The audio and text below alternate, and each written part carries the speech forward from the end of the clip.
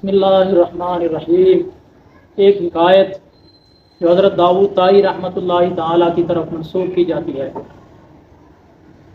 कि एक बेवा औरत थी।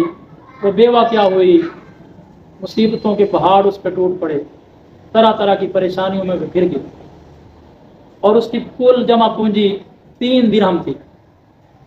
और उसने सोचा मैं इससे कोई ऐसा काम करती हूँ जिससे घर का राशन वगैरह और ज़रूरियात पूरी हो जाएं। उसने काफ़ी सोचो विचार की, तो फिर बाज़ार में गई और 3 दिरहम का ऊन लेकर आई। ऊन पे उसने मेहनत की, हाथों से कुछ चीज़ें बनाई और बना के फिर बाज़ार में गई, फ़रोख्त किया तो वो 5 दिरहम का बिका। तो फिर 3 दिरहम का ऊन लेकर आई और 2 दिरहम से उसने खाने पीने का निज़ाम बनाया। तो इसी तरह सिलसिला जारी रहा, काफ़ी दिन गुजर गए। तो एक दिन वो बाज़ार से ऊन लेकर आई थी, उसने ऊन रखा और अपने बच्चों को खाने पीने की चीज़ें देने लगी, तकसीम करने लगी। तो इसी दौरान एक परिंदा आया, उसका ऊन लेके उड़ गया। अब आप सोचें, एक बेवा औरत हो, उसके बच्चे हों और उसकी जमा पूंजी वो सारी की सारी लुट जाए, तो उस पर क्या गुजरेगी, क्या बीतेगी। तो वो औरत रो रो के बेहाल हो गई, बेहोश हो गई। अब उसकी आंखों में सिर्फ अंधेरा ही अंधेरा था, परेशानी ही परेशानी थी। तरह तरह के ख्यालात आते कि अब मैं कौन सा काम करूंगी, अब किसके पास जाऊंगी, अब मेरी कौन मदद करेगा। तो परेशानी में उसने रात बसर की।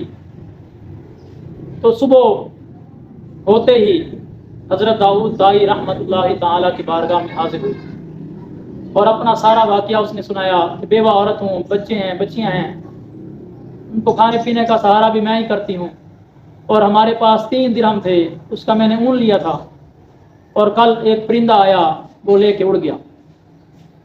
अब मैं परेशान हूँ। तो बार बार वो सवाल कर रही थी, आप बताएं आपका रब रहम दिल है या जालिम है। तो हज़रत दाऊद ताई रहमतुल्लाहि ताला उसे तसल्ली देते, दिलासा देते, ए औरत, अल्लाह रब्बुल इज़्ज़त कोई सबब पैदा फरमाएगा, वो तुम्हें बेयारो मददगार नहीं छोड़ेगा, वो तुम्हें तन्हा नहीं छोड़ेगा, तू सब्र कर। लेकिन औरत बार बार यही सवाल करती है, रोती है।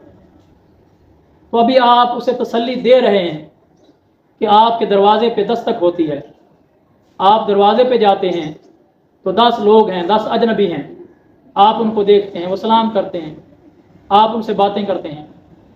तो वो कहते हैं कि हम कश्ती में सवार थे और अचानक कश्ती में सुराख हो गया, कश्ती पानी से भरने लगी और हमने अल्लाह रब्बुल इज़्ज़त की बारगाह में नज़र मानी, मन्नत मानी कि अगर हम यहाँ से सही सलामत बच गए तो हम हज़ार दिरहम अल्लाह की राह में सदका करेंगे, खैरात करेंगे। तो अचानक एक परिंदा आया, उसके मुंह में ऊन था, वो ऊन हमने सुराख में डाला तो पानी से हम बच गए।